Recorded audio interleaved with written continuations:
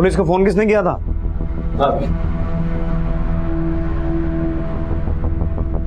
मैं टिंगू सिंह, मैं भाई का जीवन के साथ काम करता हूँ। क्या देखा तूने? यही 4 बजे के करीब साहब।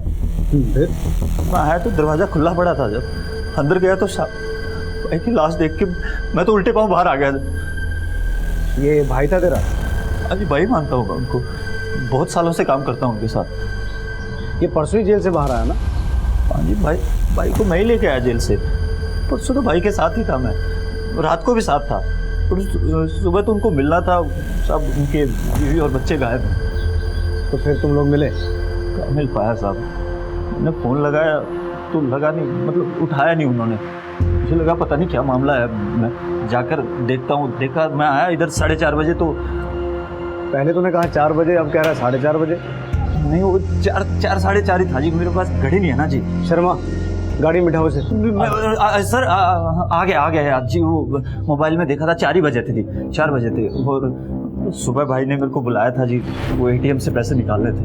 निकाले फिर पैसे? हाँ जी। कितने? वो 50,000 रुपये थी। कौन से ATM जी। देख, मैं समझता हूँ तेरा भाई जैसा दोस्त तुम्हारा है, घबरा मत, चाय वाय पियेंगे, थोड़ी बातचीत करेंगे। आजा। नहीं, मेरा तो कोई लेना देना ही नहीं है जी। टीनू यार, तू साहब ये तू कौन? साहब मेरा नाम विकास है। मैं टीनू के दुकान पे मेडिकल शॉप पे काम करता हूँ। सादिक भाई को जानता हूँ बस। अच्छा, तू भी जानता सादिक को? ये जानते नहीं जी, मतलब दोनों ही सादिक भाई के साथ काम करते हैं। साथ ही काम करते हो? हाँ जी। ये कह रहा है तेरी मेडिकल शॉप में काम करता है। शर्मा, इसे बिठाओ गाड़ी में। जी, हम लोग भोले भाले लोग हैं साहब, हम लोग को क्यों लेके जा रहे हैं? भाई तुम साथ में काम करते हो, लाश को पहली बार देखा तुमने, मौका वारदात पे भी तुम ही थे। तुमसे पूछताछ नहीं करेंगे तो किससे करेंगे? वो ठीक है, लेकिन क्या? अरे घबराओ मत, चाय पानी पियेंगे, बातचीत करेंगे, वापस आ जाना। आ जाओ। हम लोग भोले भाले लोग हैं साहब। पुलिस ने शक की बना पर उसके साथियों को अरेस्ट कर लिया था। और ऐसा तो आमतौर पर होता ही है कि बुरी सोहबत आपको बुरे नतीजों में फंसा ही देती है। तीनू और विकास ने कोई गुनाह किया था या नहीं, लेकिन सादिक जैसे इंसान की सोहबत का अंजाम तो भुगतना ही पड़ सकता है। सादिक आलम को अपने परिवार को ढूंढने की दरख्वास्त पर जेल से इंटरिम बेल मिली थी और दूसरे, लेकिन कहां था उसका परिवार? उसकी पत्नी कौसर, बेटे तौफीक और रफीक, बेटियां रजिया और नीलोफर आखिर कहां थे? अब देखना यह था कि खौफनाक मोड़ लिए हुए इस केस की परतों में और कितने राज दफन थे, कितनी कहानियां छिपी थी।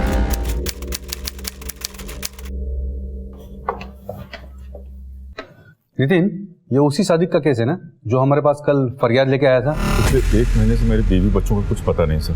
अगर आप लोग थोड़ा पर्सनल इंटरेस्ट ले लेंगे तो शायद कुछ पता चल जाए सर। और ये दोनों कौन है? सर, ये दोनों उसके साथ ही काम करते थे, कल भी उसके साथ ही थे। सर, कुछ तो गड़बड़ है। ये जो इस तरफ बैठा है, इसका नाम टीनू है। ये बार बार अपनी स्टेटमेंट बदल रहा है। ठीक है, एक काम करो, तुम जाके इंटरोगेट करो, मैं यहाँ से ऑब्जर्व करता हूँ। सर,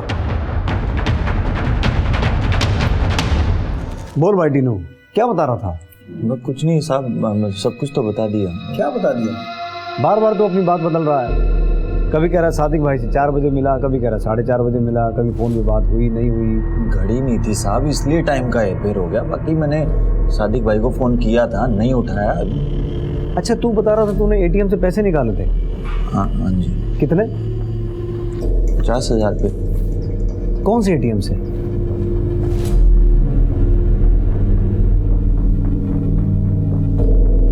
सादिक की बीवी और बच्चे कहाँ हैं? हवलदार, फाइल लिखा। ठीक से याद नहीं आ रहा ना। शर्मा, बादाम खिलाओ इनको, इनकी याददाश्त ताज़ा करो। बता भाई साहब मत मारो, हम सब सच बोल रहे हैं, आप यकीन कर लो हमारी बात पे। वो क्या कहते हैं, वो मकान मालिक धमकी दे रहा था साहब। क्या धमकी दी थी? भाई आया ना जब जेल से बाहर, तो बुड्ढा लड़ने लगा भाई के साथ। तू भी था वहाँ? हाँ जी, तू भी था वहाँ? जी जी जी, मैं भी दान सिंह ने धमकी दी थी? जी जी।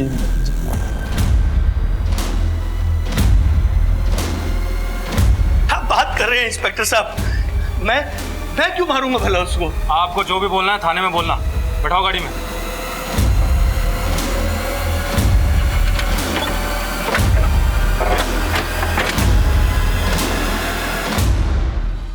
साहब पंगा हुआ था, और पंगा क्यों नहीं होगा साहब? साहब सादक आलम बहुत बड़ा गुंडा था साहब। वो मेरठ से आया था, इधर हर कोई जानता था कि वो उधर कितना बड़ा गुंडा था साहब। धान सिंह जी, एक बात कहूँ, बुरा मत मानिएगा, वो जो आपका मकान है वो हो गया है एकदम बेकार, एकदम जर्जर, किसी दिन सिर पे गिर जाएगा आपके। रीडेवलपमेंट करवा लो। मतलब? आप नहीं समझते? रीडेवलप कराना मतलब एक फ्लोर पे रहते हैं आप, ऊपर 2 फ्लोर और बनवा लो। देख भाई, बुरा मत मानियो, तेरे बारे में बहुत कुछ सुन रखा है, पर क्या क्या क्या क्या सुन रखा आपने? मैं गुंडा हूँ? मैं लोगों के मकान हथिया लेता हूँ? अरे कुछ नहीं है धान सिंह जी, आप इतने अक्लमंद आदमी हो, ऐसी बातों पर कैसे विश्वास करते हो? अरे मैं भी खानदानी आदमी हूँ, ये ऐसे लोगों की बातों पे, अफवाहों पे विश्वास मत किया कीजिए आप। अल्लाह चाहेगा तो सब बहुत अच्छा होगा आपके साथ। देखिए ज्यादा मत सोचिए, फायदे का सौदा है। आप बताओ कब शुरू करूँ? साहब मकान का काम पूरा हो गया था, 3 मंजिल भी बन चुकी थी। फिर मैंने वो मकान अपने जान पहचान वाले वकील मातृ को भेज दिया था, लेकिन साहब जल्दी जल्दी करो ना। हो गया भाई, टेंशन ना लो आप। ओ भाई क्या कर रहा है तू? कहाँ गुस्से चले जा रहा? तन्ने बड़ी जल्दी हो रही बढ़ाऊ। अरे इसकी मिठाई खिलाऊंगा। और ये क्या जबरदस्ती है? कर क्या रहा तू? क्या कर रहा हूँ? अपने घर में शिफ्ट कर रहा हूँ, और क्या कर रहा हूँ? अपने घर में? तेरा घर कैसे हो गया? घर तो मैंने मातुर को बेचा था। अरे परेशान मत हो पागल, ऊपर जाओ। क्यों परेशान क्यों ना हो? रुक जा ताऊ, रुक जा, चल बेटा। जा बेटा, अम्मी की मदद करना, चल।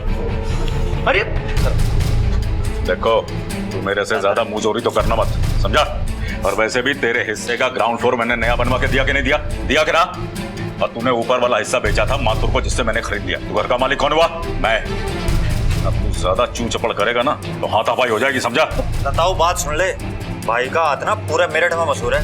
साइड में हो ले दान से, साइड में। अरे हटना यार, दिमाग खराब कर रखा है बंदे ने। जल्दी ला। साहब उसने पावर ऑफ अटॉर्नी के कागज भी बनवा लिए थे, और टोको तो मारने को दौड़ता था।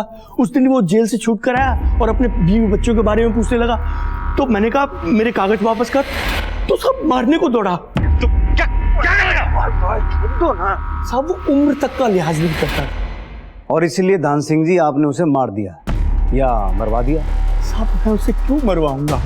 साहब मैं अपने बच्चों की सौगंध खा के कहता हूँ, मैंने ऐसा कुछ नहीं किया। और वैसे भी जब वो मरा तो सुबह का टाइम था, और उस दिन सुबह तो मैं कोर्ट में था। आप चाहो तो तफ्तीश करवा लीजिए। जिस दिन वो जेल से आया था उस दिन टीनू, विकास या और कोई मिलने आया था उससे? सब कोई आया तो था, पर मैंने ध्यान नहीं दिया।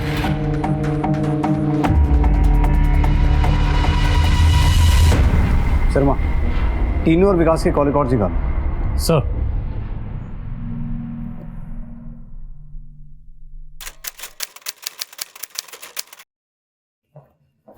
सर धान सिंह कह रहा है कि जिस दिन सादिक की मौत हुई वो कोर्ट में था। हमारे आदमी गए हैं वेरीफाई करने के लिए। लगता है दोनों कुछ जानते हैं लेकिन छुपा भी बहुत कुछ रहे हैं। ये टीनू थोड़ा मोटी चमड़ी का लग रहा है, लेकिन विकास तबीयत से थोड़ा ढीला है। ऐसा करो, विकास को यहाँ ले आओ, मैं देखता हूँ। सर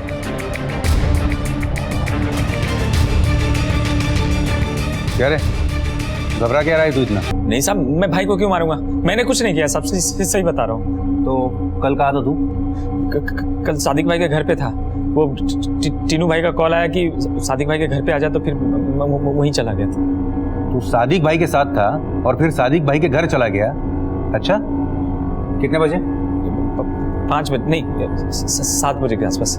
आज कहा था सुबह? सुबह घर पे ही था सब। फिर वो अपना सादिक भाई का नहीं, टीनू भाई का कॉल आया कि आना है, तो फिर मैं सादिक भाई के घर पे चला गया सर। तुझे तेरी फोन पे बात हुई थी ना सादिक से, लेकिन तेरी डायल लिस्ट में उसका नंबर नहीं है। डिलीट हो गया होगा सर। चेतन, ये ऐसा नहीं मानेगा। जरा 2 राउंड जम के खातिर करो इसकी, और चाय नाश्ता नहीं, पूरा खाना खिलाओ इसको। ये हल्के हाथों से भारी सच उगलने वाला नहीं है। नहीं सब मारा मत, सब बताता सर। टीनू ने मारा है भाई को, सब टीनू ने मारा, मैंने कुछ नहीं किया सर। बकवास कर रहा है साहब विकास। वो बकवास कर रहा तो तू सच बोल दे। पर एक बात ध्यान में रखियो, झूठ जबान पे लाने से पहले सोच ले। झूठ बर्दाश्त नहीं है मुझे। बोल।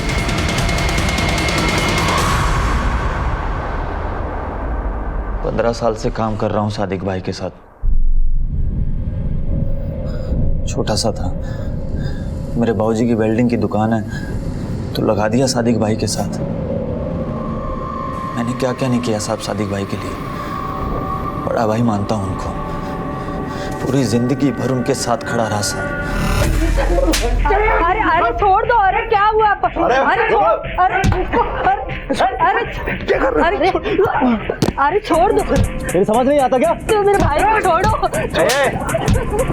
चल जा, चल। इसको 2 महीने से मैं बोल रहा हूँ ना, मकान खाली करने की, नहीं कर रहा ना। मार इसको, मार। सादिक भाई की बहुत दहशत थी साहब मेरठ में। मैं भी कम नहीं था, उनके कंधे से कंधे मिला के खड़ा रहा हमेशा। भाई ने शादी कर ली, दिल्ली आ गया, सोचा बढ़िया बिजनेस करेंगे, पर इधर खबर लग गई उनके पुराने औकात की। कोई किराए पर मकान देने को भी तैयार नहीं था साहब उनको। कितनी बड़ी फैमिली है आपकी? अल्लाह के घरों में भरा पूरा परिवार है, 4 बच्चे हैं, एक बीवी है। बड़ी फैमिली है आपकी, पर कोई बात नहीं। कितना किराया दे सकते हैं आप? आप जो मुनासिब समझिए बता दीजिए, मैं दे दूंगा। क्या हुआ? किसको किराए पर दे रही घर ये? तुझे पता है ये कौन है? क्या? सादिक आलम, छठा हुआ गुंडा है मेरठ का ये। तुझे समझ में कुछ आता है? तू चल। तेरा क्या है? चल निकल इधर। हेलो, आवाज नहीं। चल चल निकल। बहुत किराए पर कर आवाज नहीं करना, चल। सादिक भाई 7वां घर है, और कितने जलील होंगे? सादिक आलम इन सब के लिए गुंडा है ना, और अब गुंडा ही दिखा है। भाई बहुत टेढ़ी खोपड़ी था साहब। पहले उस दान सिंह को चुना लगाया, माथुर साहब के साथ मिलके उसका मकान हड़प लिया। फिर वो मुन्ना यादव उसका ऑफिस खाली करा के बैठ गया उसी के ऑफिस में। साहब बुड्ढे, औरत, गरीब या कोई भी लफड़े की जमीन हो, साहब भाई की नजर रहती थी। धंधा अच्छा चलने लगा, भाई का कद भी बढ़ने लगा। सुल्तानपुरी की जमीन अब तक कब्जे में क्यों नहीं आई? अगर सतपाल के आदमियों की नजर पड़ गई ना तो गए हम काम से। शाम तक मुझको वो जमीन कब्जे में चाहिए, समझा तू? हाँ? चल चल निकल। कोई प्रॉब्लम हो तो बताइए। मैंने 1 घंटे से नेताजी बैठे हुए हैं। माफ कीजिएगा, बताइए क्या क्या क्या करें आपके लिए? पार्टी तने टिकट देना चाहती है सादिक भाई, पर हार नहीं होनी चाहिए। क्या बात कर रहे हैं आप? अरे आपके भाई की इज्जत है इस इलाके में, कौन हराएगा? टिन्नू। हाँ भाई। भाई एमएलए बनेगा तेरा भाई, नेताजी टिकट दे रहे हैं। भाई बस आप सफेद कुर्ता पजामा सिलवा लो, बाकी हम तो दिन रात एक कर ही देंगे। लो जी, आधी जीत तो ऐसे पक्की हो गई। हमारा नेता कैसा हो? सादिक भाई कैसा हो? सादिक भाई आगे बढ़ो। बस सादिक भाई आगे बढ़ो। भाइयों और बहनों, जनता बेहाल है, हर तरफ चीख पुकार है, कोई सुनने वाला नहीं। नेता आते हैं, वोट मांगते चले जाते हैं। घर में नल है तो पानी नहीं है, पानी है जहां वहां नल नहीं है। घरों में बिजली के मीटर लगे, बिजली नदारद है। सादिक आलम इन समस्याओं का हल करेगा, ये वादा है सादिक आलम का आपसे। और इसीलिए आपका भाई सादिक आलम आपसे ये विनती करता है, आपसे ये गुजारिश करता है कि अपना बहुमूल्य मत देकर बहुमुखी सोशल पार्टी को विजयी बनाए। मैं बड़े बड़े वादे नहीं करता हूं, लेकिन जो कहूंगा वो करूंगा। हमारा वादा है। सादिक भाई आगे बढ़ो। कैसे हो भैया? ध्यान रखना, वोट देना है। वोट दीजिएगा, ध्यान रखिएगा, भाई हूँ आपका। तुझे क्या लगता है जीतेगा? कितने लोगों की हाय लगी है इसे? बदमाश गुंडा कहीं का।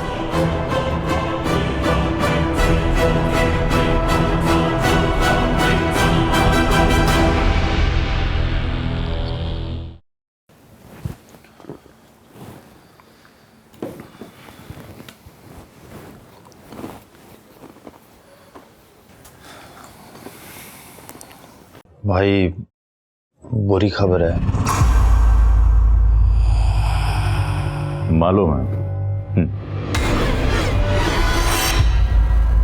इलेक्शन हार गया ना मैं। हाँ? भाई आप तो पार्टी कर रहे हो। देख, तेरे भाई को किसी पोस्ट की जरूरत नहीं है। अरे इज्जत तो पहले भी थी अपनी, और अब तो तेरे भाई का शुमार रसूखदारों में होने लगा है। अब तो नेतागिरी की टिकट मिल गई, टोपी मिल गई। अपनी एंट्री हो गई रसूखदारों में। अब सादिक आलम को कोई ना रोक सके, समझ लेंगे। इलेक्शन तो हार गए सादिक भाई, लेकिन पॉलिटिक्स के कारण रसूखदार लोगों में उठना बैठना हो गया उनका। हमारे ऑफिस में साहब लोगों की लाइन लगी रहती थी। अरे खुराना साहब, काम तो हम करवा ही देंगे। अरे आपका भाई जो है वो इलेक्शन हारा है, लेकिन उसको जो अफसर है वो हारा वो मानते ही नहीं। मेरा काम तो हुआ ही नहीं नेताजी, और पैसे रख लिया आपने अलग से।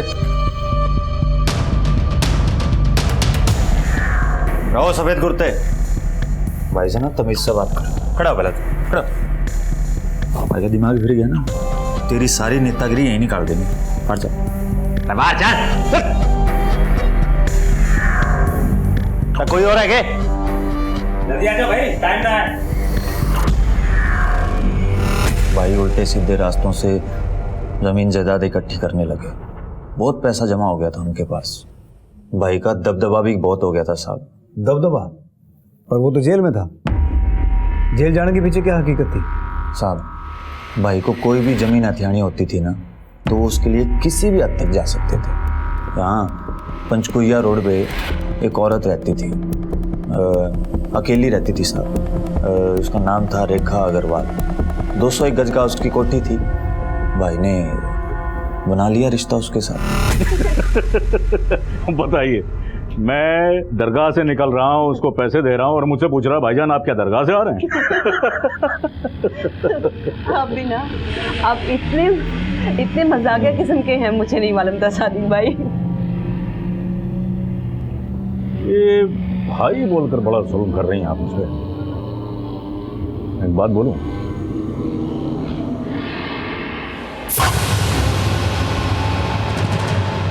सादिक बोलेंगे तो मुझे ज्यादा अच्छा लगेगा।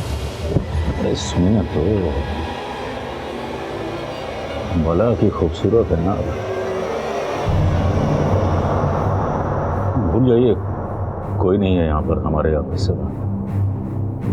अरे सोचिए मत। बहुत खुश रखूंगा मैं आपको।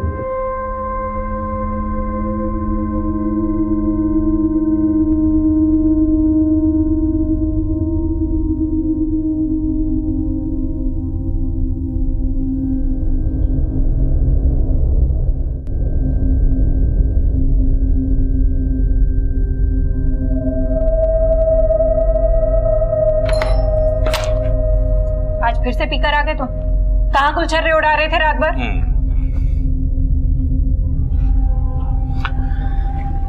सर, जो कुछ भी करता हूँ तुम्हारे और बच्चों के लिए तो करता हूँ।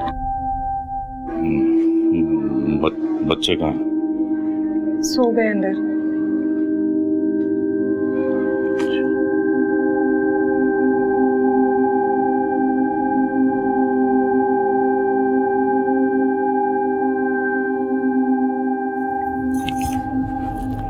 बात तो बताओ, इतनी जल्दी क्या है ये बटन बंद करने के? अच्छा सुनो, इससे पहले कि मैं भूल जाऊं, एक मिनट बैठो ना। बैठ। ये पेपर्स लेकर आया हूं मैं, तुम इन पे साइन कर दो, तो फिर बाद में कहोगी कि मैंने कुछ कराया। चल। लेकिन ये है क्या? अरे तुम बोल रही थी ना कि तुम्हें इन्वेस्टमेंट करना है फ्लैट्स में। नया अपार्टमेंट बन रहा है, उसी के पेपर्स।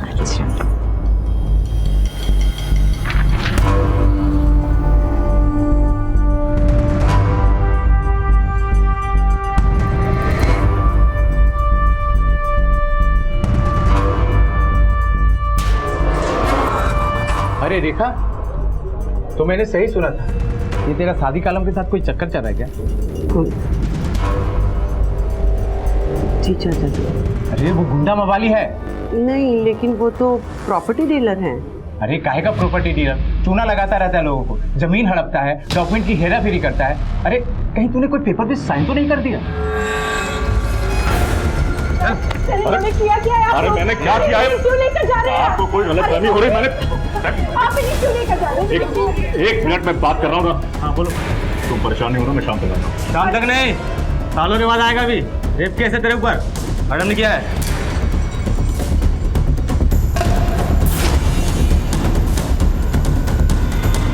चल। अरे इन्होंने क्या किया? छोड़िए इनको।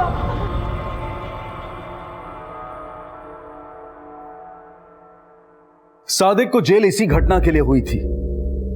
रेखा अग्रवाल के साथ उसका बुना हुआ फरेब जाल उसके लिए ही मुसीबतों का पैगाम लेकर आया था। कामयाबी की सीढ़ियां चढ़ते चढ़ते सादिक ने कई लोगों को बेघर किया था और कई औरतों को बेआबरू। अपने फायदे के लिए किसी भी हद तक जाने को तैयार सादिक के अपराधों ने अब पलटवार करना शुरू कर दिया था। सादिक को उसके कर्मों की सजा मिल गई थी। अक्सर कानून के साथ खेलते खेलते गुनहगार ये भूल जाता है कि एक ना एक दिन कानून की गिरफ्त उसे दबोच ही लेगी। सादिक आलम को अपने परिवार को ढूंढने की दरख्वास्त पर जेल से इंटरिम बेल मिली थी और दूसरे ही दिन उसकी हत्या भी हो गई। लेकिन कहां था उसका परिवार? उसकी पत्नी कौसर, बेटे तौफीक और रफीक, बेटियां रजिया और नीलोफर आखिर कहां थे? तेरे भाई को तो जेल हो गई, भाई का परिवार वो कहाँ है? भाई 6 महीने से अंदर था और भाई के कारण भाभी और बच्चे बहुत परेशान थे और मेरे से ये देखा नहीं जा रहा था साहब।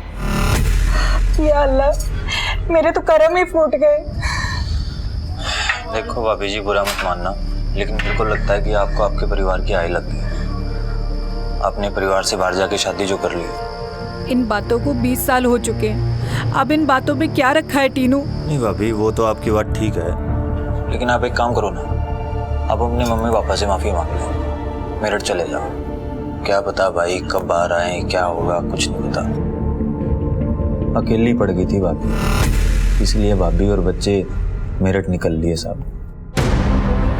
हेलो मिश्रा जी, शर्मा बोल रहा हूँ दिल्ली से। ठीक है सर, हम अभी उसके घर जाते हैं।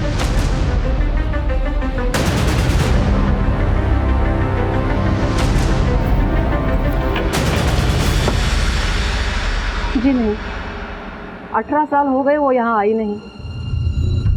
उस कमीने सादिक का फोन आया था एक दिन, बेटी छीन ली उसने हमारी। रिश्ता तो उसी दिन खत्म हो गया था साहब। हेलो सर, कौसर तो आई नहीं यहाँ पे। 18 साल हो गए उसको यहाँ से गए हुए। Okay, thank you. ठीक है, तो मुझे बताना क्या बात होती है। सर शादी की फैमिली मेरठ में भी नहीं है और ये रेटिन हुई कॉल रिकॉर्ड्स।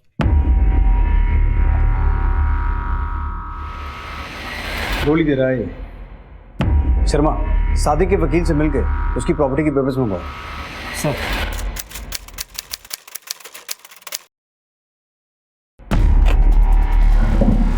तेरी भाभी मेरठ गई थी या बिजनौर?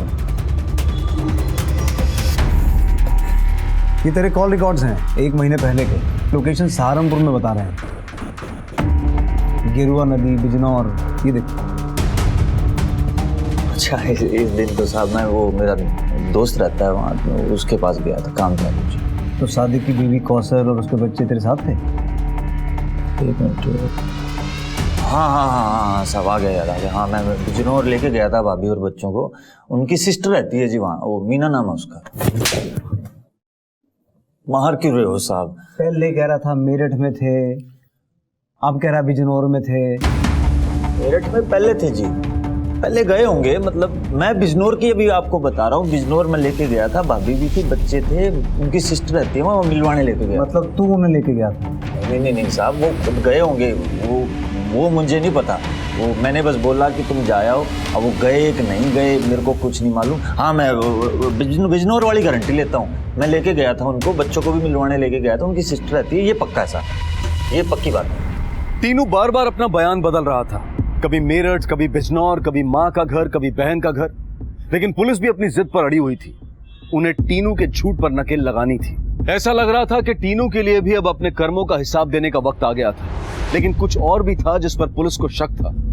क्या इस शक का खुलासा बिजनौर में होने को था, या फिर एक बार फिर टीनू पुलिस को गुमराह करने वाला था?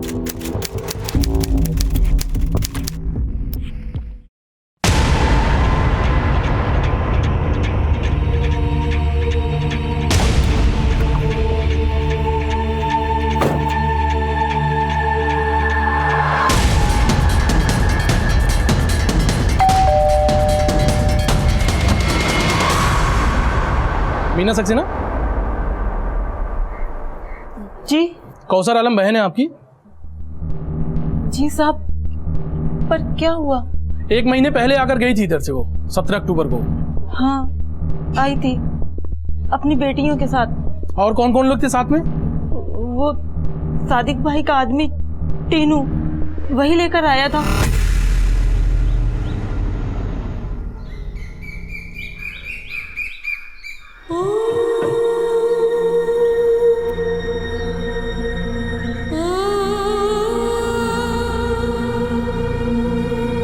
दीदी,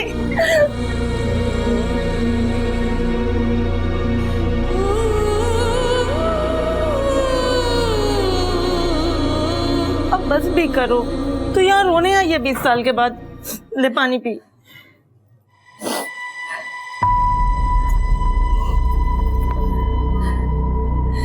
रोने के ही दिन तो है मीनू। ये जेल चले गए हैं और ना जाने कब तक वहां पर रहेंगे। अभी कुछ नहीं होगा भाई को, झूठा केस डाला उन पे। देखना आप जल्दी आ जाएंगे बाहर। मीना जी ये देखो, इस करके मैंने इनको बोला कि आपसे मिलने आए। हालत देखिए, मैं सोचा मिल लोगे तो थोड़ा जी हल्का हो जाएगा। ठीक ही तो किया, लेकिन आज नहीं, 20 साल पहले ही आ जाना चाहिए था। कैसे आती मीना? मम्मी पापा मेरे से बात तक तो करते नहीं है। इतनी बार उनको फोन किया और उन्होंने एक बार भी मेरा फोन नहीं उठाया। तूने फिर रोना शुरू कर दिया। तू यहाँ? मैं रो नहीं रही हूँ, ये तो खुशी के आंसू है। तेरी बेटियां बहुत प्यारी हैं। क्या नाम है इनके? ये रजिया और ये नीलोफर। एक गोलू मल्लू कौन है? ये मेरा बेटा बंटी है, बहुत शरारती हो गया है। लग रहा है बंटी। वो लोग कितने दिन रुके थे यहाँ पर? बस 1 रोज। मैंने बोला भी कि 2-1 रोज रुक कर जाओ, पर वो अपने बेटों को अकेला छोड़कर आई थी, इसलिए टीनू के साथ ही चली गई। तो अपना ख्याल रखना। भाभी जल्दी आ जाओ। हाँ, करनी भी तो करनी है वापिस। और मैं आती हूँ हफ्ते भर में, ठीक? जब तक बंटी के पापा भी टूर से आ जाएंगे। और हाँ, तुम मुझे फोन करती रहना याद से। ठीक है, और तू भी अपना ध्यान रखना, ठीक है? तुझसे मिलकर बहुत अच्छा लगा, मन हल्का हो गया। मुझे भी। ओ भाई, तेरा बहुत बहुत थैंक यू। जी थैंक यू किस बात का जी? लो जी, तूने 20 साल बाद 2 बिछड़ी हुई बहनों को मिलाया, उसके लिए थैंक यू। अरे हम लोग 20 साल के बाद मिले, एक सेल्फी तो बनता है ना? हाँ जी कर लाओ। मैं हाँ, बच्चों को बुलाओ। बच्चों जल्दी आओ।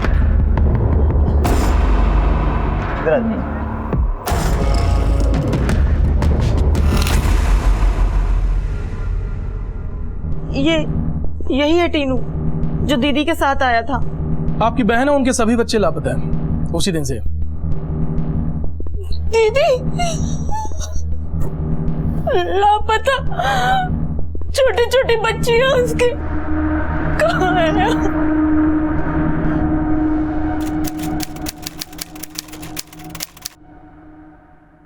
सर ये टीनू कौसर के साथ मीना के घर गया था और ये रहे उसके कॉल रिकॉर्ड्स।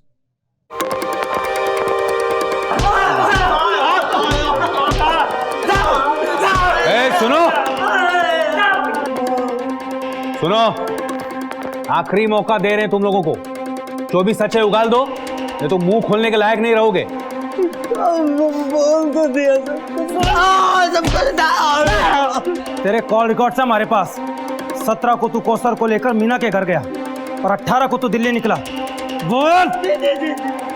तो फिर दिल्ली ना जाके गेरुआ नदी के पास क्या कर रहा था? और कौसर के फोन की आखिरी लोकेशन भी वही है और उसके बाद से वो गायब है। जो सच है वो बोल दो, वरना सच उगलवाने के बहुत से तरीके हैं हमारे पास।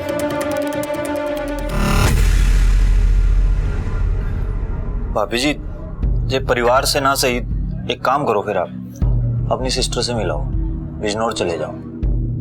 उससे मिले भी तो बहुत टाइम हो गया। तुम सही कह रहे हो टीनू, मैं वहां जाके उसे समझाऊंगी कि वो मेरी मम्मी पापा से भी सुलह करवा दे। मैं ऐसा करती हूँ कि मैं कल ही चली जाती हूँ। नहीं भाभी, कल फिर रहने दो। फिर आप एक काम करो, परसों चले जाओ, तब तक मैं गाड़ी का भी इंतजाम कर लूंगा ना। लेकिन टीनू, रफीक और ये तौफीक, इन दोनों के एग्जाम है। तो अभी इनको ले जाने की क्या जरूरत है? अभी तो यहीं रह लेंगे। आप एक काम करो, 2-3 दिन लगा के आओ, आराम से जाओ, टेंशन ना लो।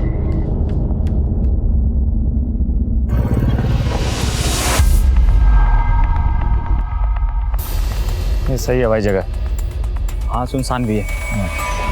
फिर मैं कौसर भाभी और दोनों लड़कियों को लेके निकल गया।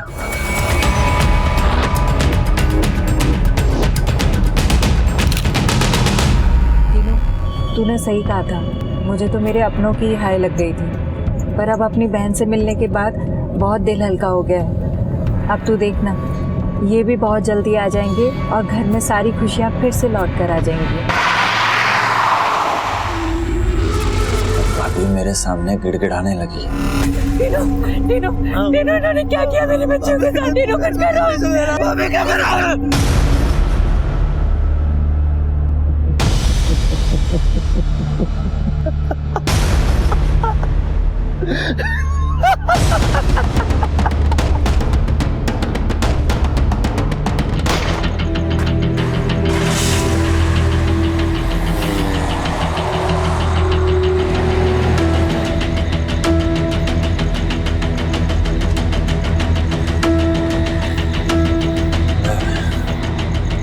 भाई हो गया पंगा, गाड़ी मोड़नी पड़ेगी। लेकिन अब जाना किधर है? दिल्ली नहीं जाना क्या? तो तेरा दिमाग ठीक है कि अग्गा पुलिस है, पीछे डिग्गी में लाश है। फंस गए तो दिल्ली नहीं, फांसी के फंदे पर जाएंगे। फिर अभी किधर जाएंगे? एक जगह, फिलहाल तो गाड़ी मोड़नी पड़ेगी।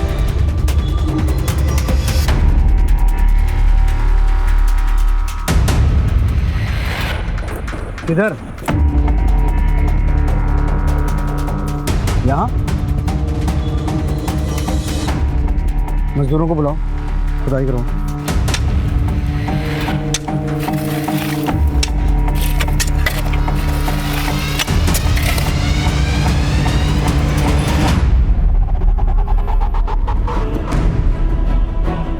निकालो।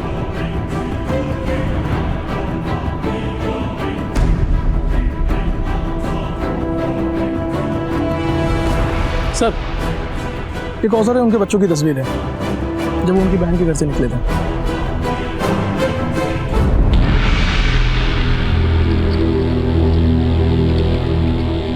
सादी के बेटे कहाँ हैं? शर्मा, 20 फरवरी 3 दिन बाद तेरे मोबाइल पे एक नंबर से 2 बार फोन आया था, कसूर बस्ती से। तौफीक ने फोन किया था ना? हाँ सर, वो उसी ने किया।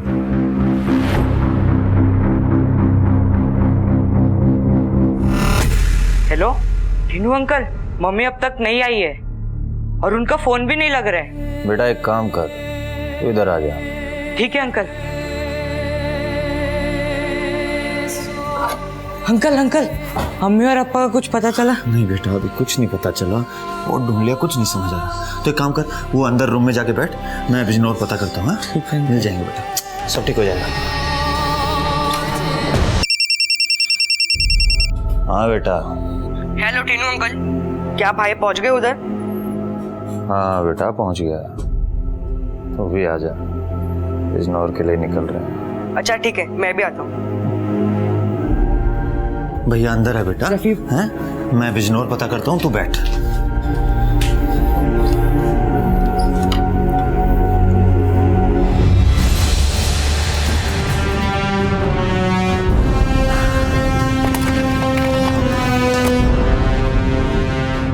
सीवर का काम करने आए थे म्यूनसिपालिटी, कच्चा काम करके निकल लिया, अब इसको ठीक कर दे।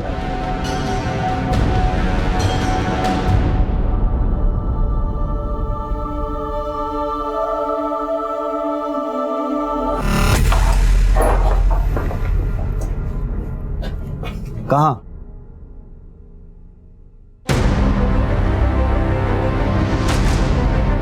शर्मा, खुद आओ। सर।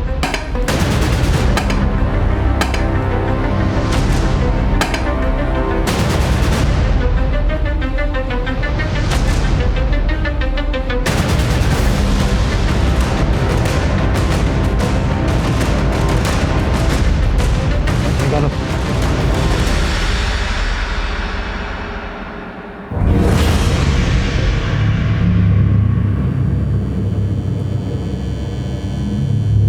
क्या सोच रहा है भाई? यार सोच रहा हूँ, पूरा का पूरा परिवार तो निपटा दिया, भाई अंदर है, जेल से बाहर आएगा तो उसने हमको भी निपटा देना है। क्या करें यार, एक तरकीब है। कौन सी?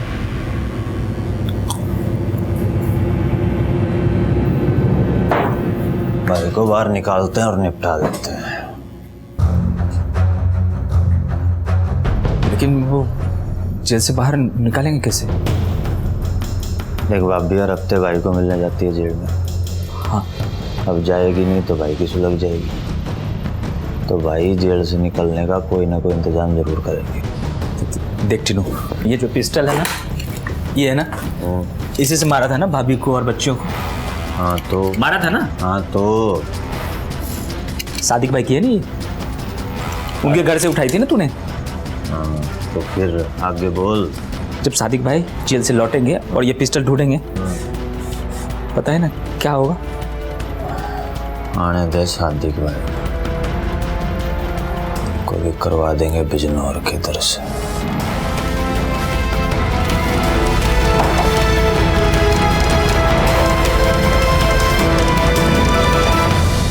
सादिक को अगर टीनू और विकास के कर्मों की भनक भी लग जाए तो पूरे मकसद का ही नहीं बल्कि टीनू और विकास का भी खात्मा हो सकता था। लेकिन टीनू और विकास ने मां और बच्चों को मौत के घाट उतारकर अपने रास्ते साफ कर दिए थे।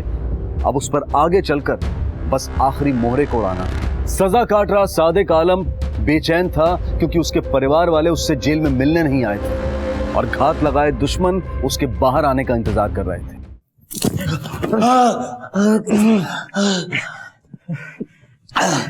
भाई ने बाहर निकलने का इंतजाम कर लिया था और हम भी भाई को बिजनौर पहुंचाने का प्लान बना रहे थे।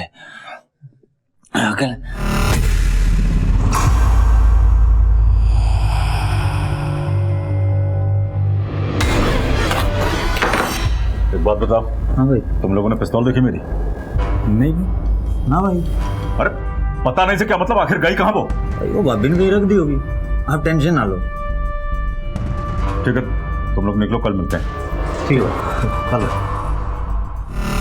अगले दिन भाई आप लोगों से आकर मिले, अपनी फैमिली के गुम होने की रिक्वेस्ट देने के लिए। शाम को भाई ने डिनर भी साथ किया। भाई को और वक्त देना मतलब अपनी मौत को दावत देना था। भाई का आगे पीछे कोई नहीं था साहब, अपने परिवार से बहुत प्यार करते थे। अगर हम भाई को ना टपकाते ना तो हम नहीं पढ़ लिए थे साहब। अब ये भी बता दे कि ये षड्यंत्र रचा क्यों था?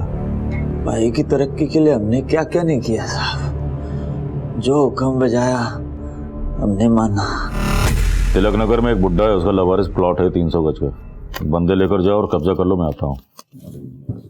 भाई कभी हमारी भी सुन लिया करो। अरे यार गिनती भुला दी, बोलो। भाई वो ना 10 लाख रुपए इकट्ठे किए थे दुकान से, हमारे भी लगा दो इस धंधे में। भाई बहुत कमाई है, मेरे भी 4 लाख।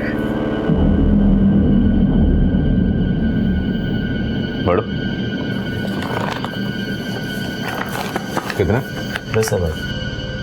अब मेरे 4 लाख है भाई। अच्छा, तो अब मेरी चाकरी नहीं करनी, करोड़पति बनना है ना? बना दो भाई करोड़पति हमको भी। अब मेरे बंदे हो, कुछ ना कुछ तो करना ही पड़ेगा। 2 साल गुजर गए थे साहब, भाई ने अठन्नी नहीं दी हमको। और कोई बोल के देखे लात गुस्से। मैं अपने सिर पे लेके जा रहा हूँ, जा अपने काम कर। चल चल जा।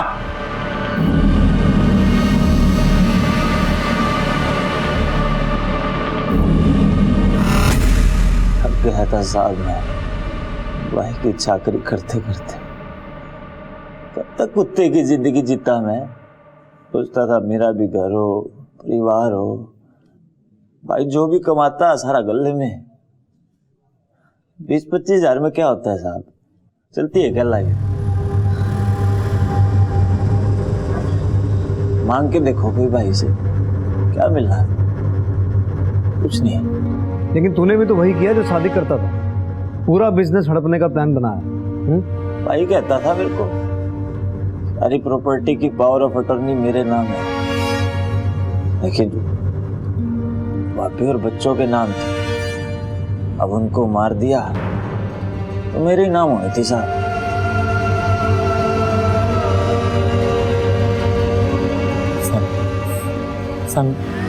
इसको मैं हमेशा बोलता था कि टीनू पकड़ा जाएगा, तो सब ये कभी नहीं सुनता था मेरी। ये बहुत जिद्दी है साहब, इसके चलते मैं इसके बातों में आ गया साहब। और 6 लोगों की हत्या कर दी। अब काटो सारी जिंदगी जेल में। टीनू, तूने दिमाग तो बहुत चला है, लेकिन एक बात भूल गया कि गुनाह करके आज तक कोई बच नहीं पाया। अच्छे कर्मों के अच्छे फल और बुरे कर्मों के बुरे, फिर वो चाहे कर्म कितने भी छोटे या बड़े क्यों ना हो। टीनू और विकास को कर्म ने अपना जरिया बनाया तो उन्हें भी अपने दुष्कर्मों की सजा मिल ही गई। दिल्ली की एक सत्र न्यायालय ने टीनू और विकास को सादिक आलम और उसके परिवार की हत्या के जुर्म में उम्र कैद की सजा सुनाई। इस केस में दिल्ली पुलिस का काम बेहद सराहनीय था। सिर्फ 48 घंटों में ही उन्होंने इस केस को हल कर दिया। क्राइम पेट्रोल की पूरी टीम दिल्ली पुलिस को सलाम करती है। बेहद जरूरी है कि हम अच्छाई के रास्ते पर चलें और अपराध के रास्ते से बचें। देखते हैं हमारे आज के एपिसोड की दूसरी कहानी।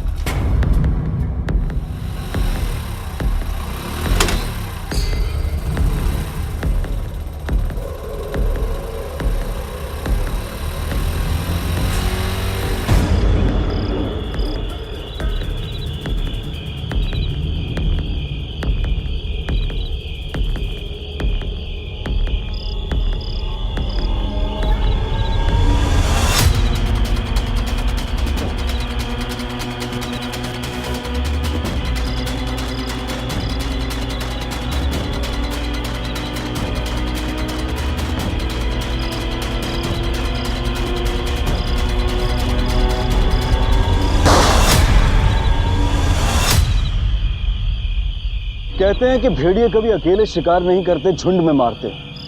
सुनसान सड़क पर एक अकेले निहत्थे इंसान को इतनी बेरहमी से घेर कर मारना इंसान की शक्ल में छिपे इन भेड़ियों की कायरता का प्रमाण है। और दुर्भाग्यवश कभी कभी एक शेर भी इन भेड़ियों का शिकार बन जाता है। नमस्कार, आदाब। क्राइम पेट्रोल डायल 100 के ब्लैक हेडलाइंस अध्याय में आप सबका स्वागत है। एनसीआरबी यानी कि नेशनल क्राइम रिकॉर्ड ब्यूरो के मुताबिक पिछले साल हत्याओं की दर प्रति 1,02.6 थी और इनमें से निर्मम हत्याओं की दर वाकई में चौंका देने वाली है। हमारी आज की कहानी एक ऐसी ही निर्मम और जघन्य हत्या के बारे में है। एक ऐसी हत्या जिसने पूरे शहर में रोष भर दिया और पुलिस और प्रशासन को बुरी तरह से हिला कर रख दिया।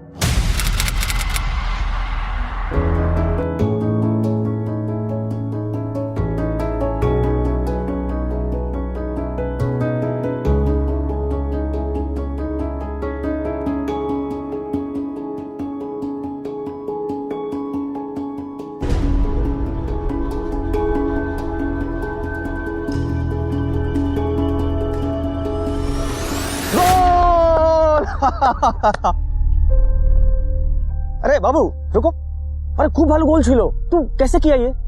दोबारा कर सकते हो? अच्छा, तुम तो रोज खेलते होगे यहाँ इन बच्चों के साथ?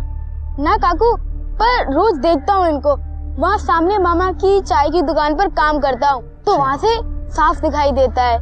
मतलब सिर्फ देख के तुम इतने सीख गए? रोज क्यों नहीं खेलते? अच्छा, तुम्हारा नाम क्या है? बुधिया। এসব কি বলছেন বাবু?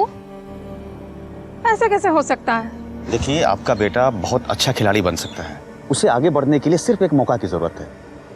आप खेलने दीजिए उसे।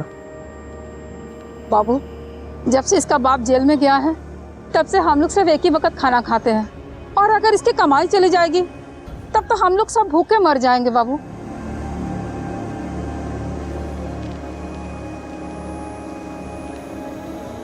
इसे रखिए आप। এসব কি করছেন বাবু? रखिए रखिए ना आप। ये देखिए, ये कोई दया और भीख नहीं है, ये स्टाइपेंड है, मतलब भत्ता है बुधिया का, जो हर महीना आपके पास पहुंच जाएगा। लेकिन आपको एक वादा करना होगा कि आप इसे खेलने से मना नहीं करेंगे। रजनीश बाबू चल। अरे अरे बस बस बस बस, तू नीचे कहाँ जा रहा है? तुझे बहुत ऊपर जाना है। हाँ?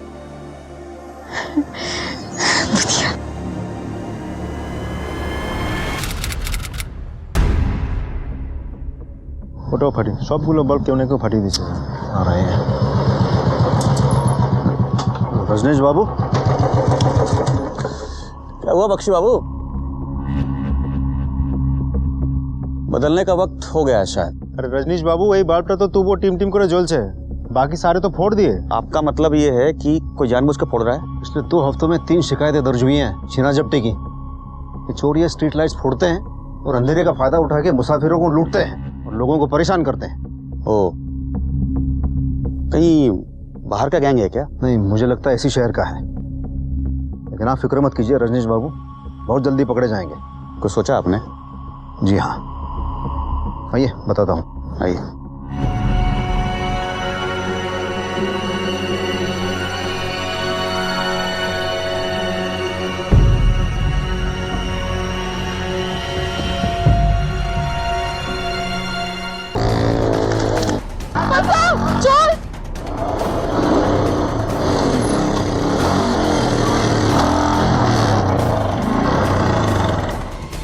जी आप ये क्या कह रहे हैं?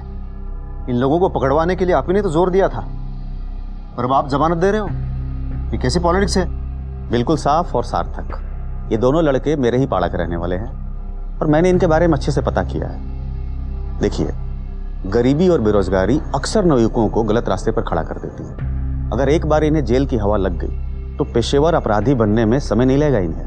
इसलिए मुझे लगता है कि हमें इन्हें एक बार मौका देना चाहिए। मुजरिमों को मौका नहीं, सजा दी जाती है रजनीश बाबू। अरे सर, 1790 में दुनिया की पहली आधुनिक जेल बनाई गई थी।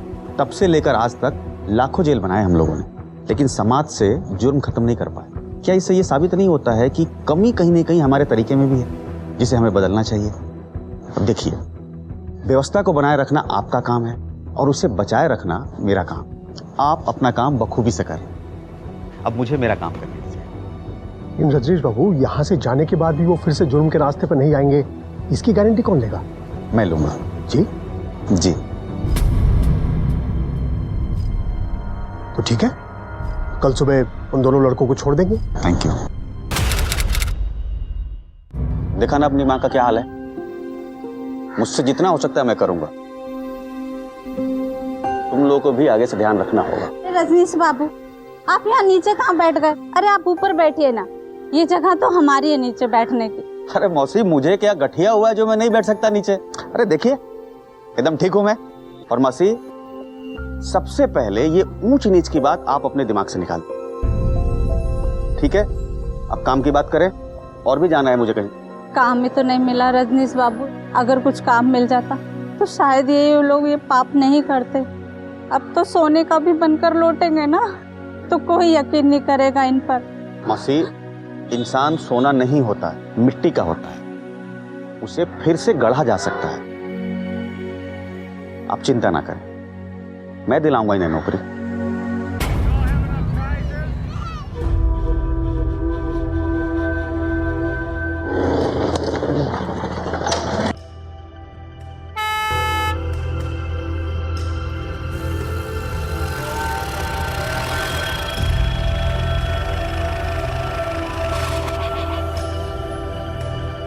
रजनीश बाबू, कैसे आना हुआ?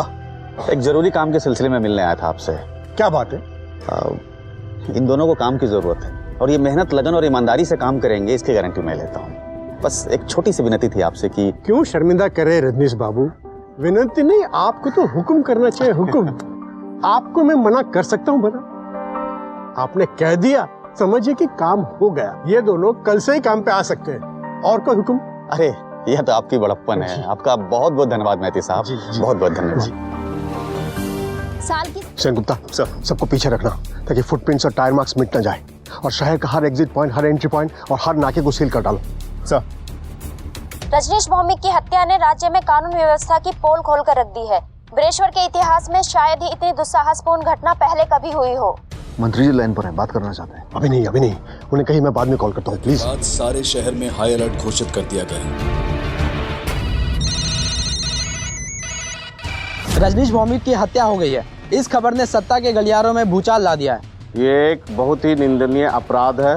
मैं सरकार के तरफ से विश्वास दिलाता हूँ कि अपराधी जल्द से जल्द पकड़े जाएंगे। रजनीश भौमिक की हत्या पुलिस प्रशासन के अक्षमता का एक जीता जागता उदाहरण है, जिसे कतई बर्दाश्त नहीं किया जा सकता। इसलिए सरकार ने एसीपी मृत्युंजय लाहिरी के ट्रांसफर का ऑर्डर दे दिया है। पर सर ये गलत है। पिछले 2 सालों में इस शहर के क्राइम रेट में जबरदस्त कमी आई है। सर, पुलिस और प्रशासन ने मिलकर शहर के सारे माफियाओं की नींद हराम कर रखी है। रजनीश जी खुद हमारे साथ मिलकर इस लड़ाई में शामिल थे। ये बात सरकार भी बहुत अच्छी तरीके से जानती थी। फिर भी आज वही सरकार हमारी काबिलियत पर उंगली उठाकर हमें बलि का बकरा बना रही है। सर ये गलत है। शहर का सबसे पॉपुलर एमएलए, रूलिंग पार्टी का एमएलए, उसकी सरेआम गोली मारकर हत्या कर दी गई है। अब इससे बड़ी परेशानी की बात क्या हो सकती है? ये मामला इतना संवेदनशील इसलिए था क्योंकि रजनीश भौमिक कोई आम एमएलए नहीं थे। उनके पास सिर्फ सत्ता की ताकत नहीं थी, उनके पास आवाम की ताकत थी, आवाम का विश्वास था। और इसीलिए उनकी इस निर्मम हत्या ने जनता को बुरी तरह से भड़का दिया। अगर इस केस का नतीजा जल्द से जल्द नहीं निकाला गया तो शहर में कानून व्यवस्था भंग होने का डर था। एसीपी साहब के तबादले के बारे में आपके डिपार्टमेंट का क्या कहना है? सर, आपको नहीं लगता कि इस तबादले को लेकर पुलिस बल के ऊपर जो लोगों का विश्वास है उस पर असर पड़ेगा?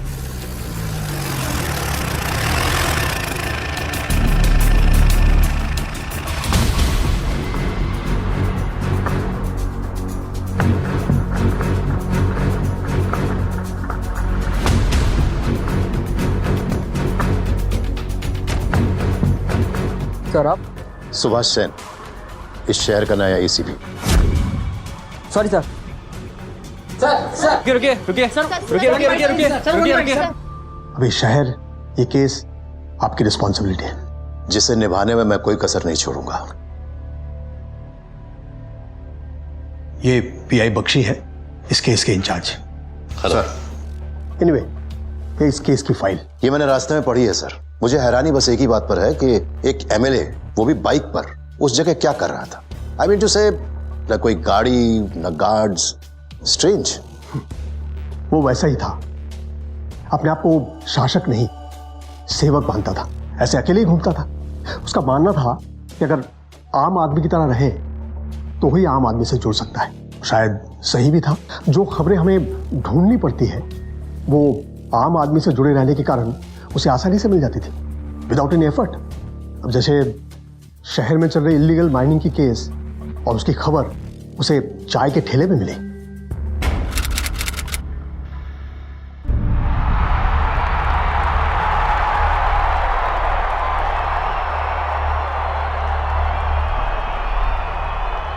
কি খবর?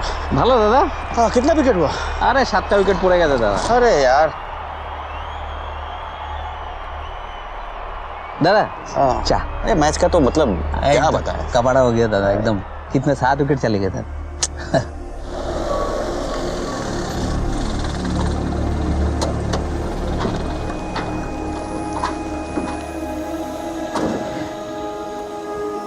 दादा, मीठी और कड़क चाय दीची गोशुन। हाँ।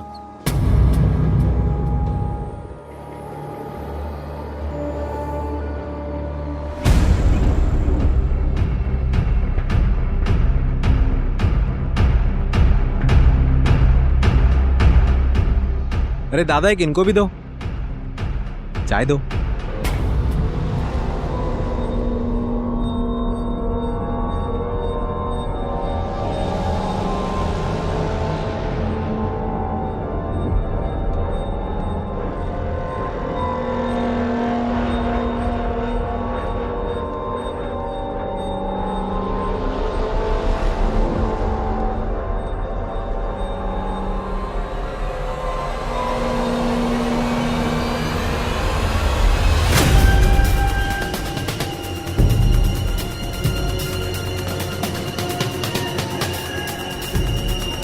राखल। हाँ दादा, आशी। तो सरकार ने बालू पे बैन लगाया, फिर ये कहाँ हो रही है माइनिंग? वार्ड नंबर 74 में दादा। रेती भर के लेके जाते हैं और अवैध शराब भर के लाते हैं।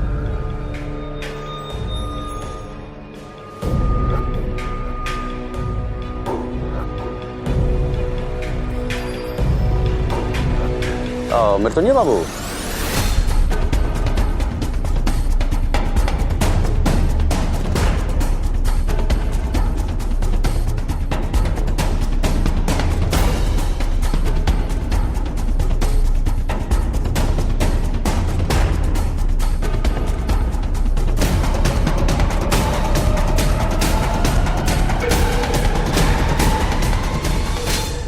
नहीं सर, मुझे मत मारो सर, मैंने कुछ नहीं किया। मैं तो सिर्फ अपने सेठ की नौकरी करता हूँ। कौन है तेरा सेठ? किसके लिए काम करता है तू? चल बता नहीं तो। मलाकार, ये सारे धंधे उन्हीं मलाकार भाइयों का है, सब उन्हीं का है सर।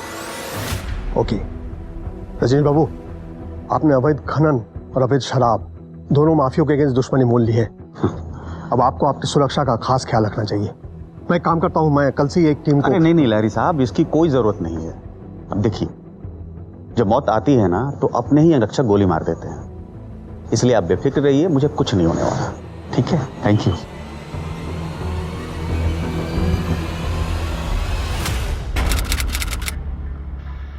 तो मलाकार भाई इस केस में दोषी हो सकते हैं? बिल्कुल, प्लीज टेक योर सीट। अभी दोनों कहाँ हैं? वो दोनों बेल पर बाहर है। वो अपने आखिरी दिनों में रजनीश ऐसे ही खतरनाक लोगों से दुश्मनी मोल ली थी। हमने सभी सेलफोन कंपनीज को उन नंबर्स की लिस्ट तैयार करने को कहा है जो घटना के वक्त मौका वारदात पर या उसके आसपास मौजूद थे सर। लेकिन इसमें तो बहुत टाइम लग जाएगा सर। हमें 1 हफ्ता मान के चल रहे हैं, पर इससे ज्यादा वक्त भी लग सकता है।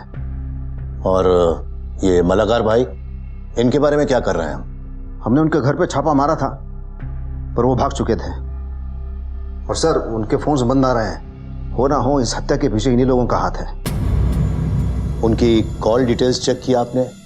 मींस कहीं किसी कॉन्ट्रैक्ट किलर से पिछले कुछ दिनों में बात तो नहीं हुई? नहीं सर, ऐसा कोई कॉल नहीं आया।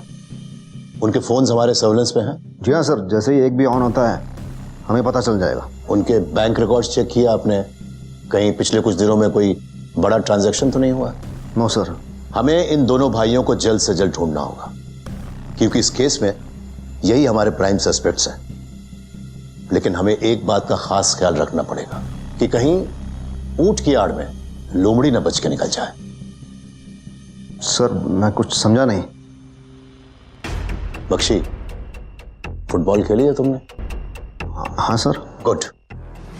उसमें तुमने देखा होगा कि हमेशा हम अपोनेंट टीम के स्टार प्लेयर ज्यादातर स्ट्राइकर को मार्क करते हैं, उसे चेक करते हैं, लेकिन फिर भी गोल कोई और कर जाता है। उसी तरीके से हमारे इस केस में हमारे प्राइम सस्पेक्ट्स मलाकार भाई हैं। लेकिन सबसे बड़ी बात यह है कि कहीं असली मुजरिम शक के दायरे से बाहर न निकल जाए।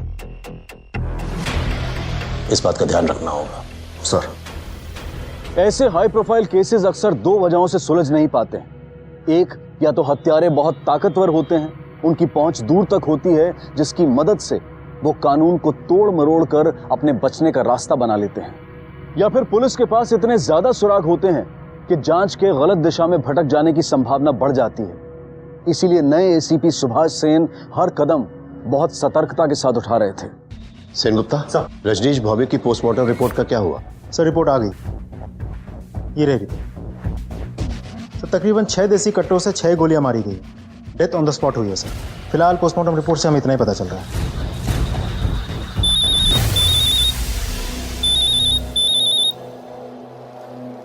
हेलो सर, यहाँ गवर्नमेंट हॉस्पिटल के पीछे हमें 4 बाइक्स लावारिस हालत में पड़ी मिली है, और मुझे पूरा शक है सर, ये वही बाइक्स हैं इनका इस्तेमाल हत्यारों ने किया होगा।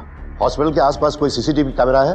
नहीं सर, मैंने चेक किया है, जगह पूरी सोच समझ के चुनी गई है। बाइक्स के जो चेसिस नंबर है वो सलामत है? नहीं सर, चेसिस नंबर्स घिस के मिटा दिए गए हैं। तुम एक काम करो, फॉरेंसिक डिपार्टमेंट से इन बाइक्स को चेक करवाओ, शायद कोई क्लू हाथ लग जाए। और शहर भर में जितने भी पुलिस स्टेशन है वहां से पता करो कि पिछले कुछ दिनों में कहां से कितनी बाइक्स चोरी हुई हैं, और उनमें से कितनों की डिटेल्स और डिस्क्रिप्शंस इन बाइक से मैच करते हैं। Okay sir. सर, हमने एक कॉल रिकॉर्ड की है मलाकार भाइयों की, मुझे लगता है आपको ये सुनना चाहिए। ओके।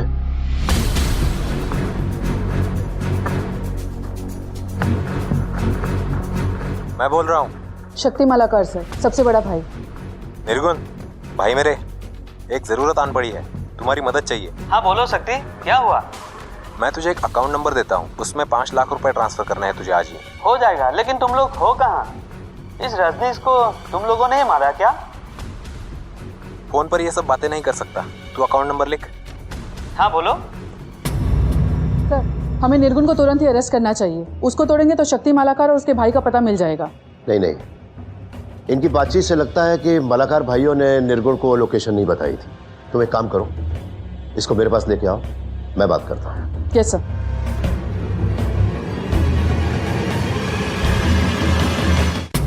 पानी पियो, पियो।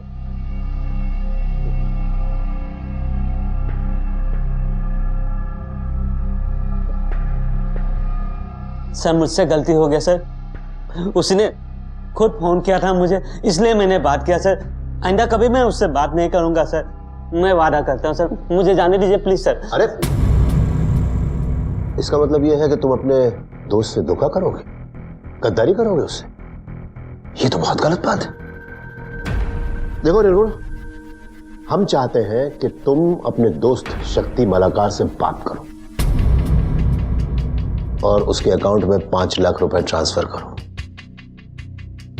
लेकिन ध्यान रहे, हमारी इस मुलाकात के बारे में किसी को खबर नहीं होनी चाहिए, वरना। ओके सर, आप जैसा बोलेंगे मैं वैसा ही करूंगा सर। सर ये मूव गलत हो सकता है सर, पर हो सकता है पैसा ट्रांसफर होने के बाद वो इस निर्गुण को कॉल ही ना करे, और अगर ऐसा हुआ तो फिर हम उस तक कभी नहीं पहुंच पाएंगे। Sorry sir. वो हमारे पास खुद चल कर आएगा। वो जिस बैंक में पैसे ट्रांसफर करता है, तुम उस बैंक को कांटेक्ट करो, पता करो जाकर। सर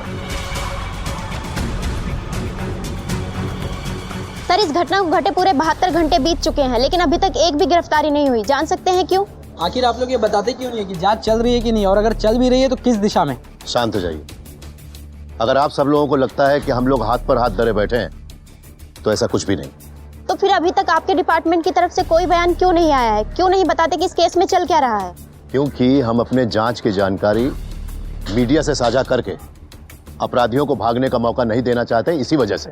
या फिर सर आपके पास कोई प्लान ही नहीं है? जांच की गोपनीयता का बहाना बनाकर आप लोग अपनी नाकामयाबी छुपा रहे हैं। देखिए, आप लोगों को जो भी समझना है आप समझते रहिए, लेकिन हम अच्छी तरीके से जानते हैं कि हमारी जांच की दिशा एकदम सही है, बिल्कुल सही दिशा में हम जा रहे हैं। और यकीन मानिए, बहुत जल्द रजनीश भौमिक के हत्यारे आप सब लोगों के सामने होंगे। पुराने एसीपी को तो तबादले का सामना करना पड़ा था, अब देखते हैं नए एसीपी का क्या हश्र होता है। पुलिस अब हर तरफ से घिर चुकी थी। एक तरफ सरकार और प्रशासन का दबाव और दूसरी तरफ जनता की उम्मीदें, और उस पर लगातार मीडिया की टीका टिप्पणी और आलोचनाएं। इतने सारे सुराग होने के बावजूद पुलिस के सामने अब तक कोई ठोस सबूत नहीं था। एक एक पल के साथ निराशा के बादल गहरा रहे थे, और फिर 2 दिन बाद पहली बार पुलिस को एक ठोस सुराग मिला।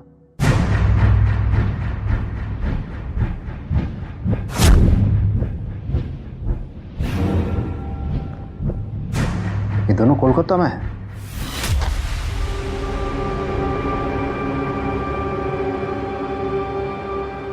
हेलो, लाल बाजार पुलिस स्टेशन।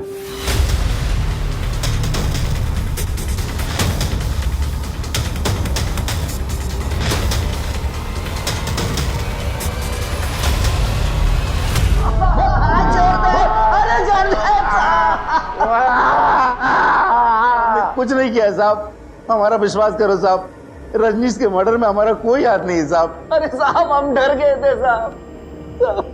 कुछ दिन पहले साहब रजनीश हम पे छापा पड़वाया था, और हमें लगा कि उसकी हत्या में हमारा नाम आ जाएगा, इसलिए हम लोग भाग गए थे साहब। साहब आप खुद सोचिए, अगर हमें उसे मार नहीं होता तो पूरी प्लानिंग के साथ मारते और पूरी तैयारी के साथ भागते। बिना पैसों के तो नहीं भागते ना साहब। साहब हम उसे बदला लेना चाहते थे साहब, लेकिन साहब हमें कोई जल्दी नहीं थी साहब। हमारे ख्याल से उसने उसका खून किया होगा। उसने मतलब किसने रे? साहब वो नीलू थी।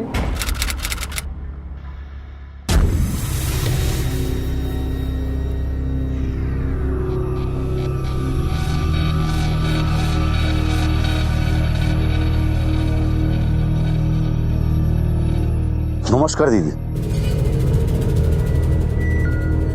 अरे मैंने कहा था हम लोग मिलने के लिए आएंगे, फिर ऐसे आदमी को भेजकर हमें बुलाने की क्या जरूरत थी? वो एमएलए अब तक जिंदा क्यों है?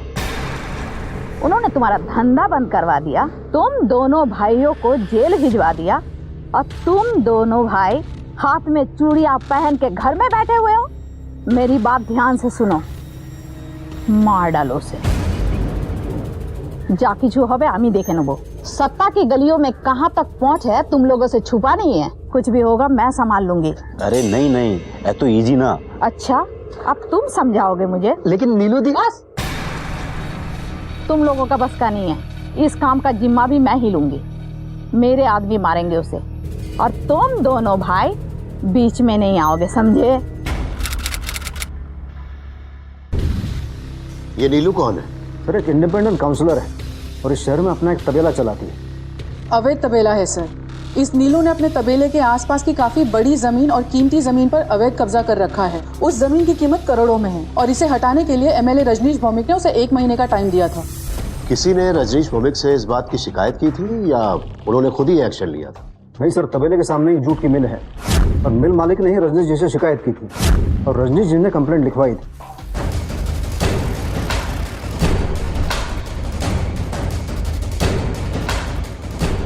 अंदर जाके देखो, पीछे भी देखो। इधर देखो। बोल तेरी नीलू दी कहाँ है?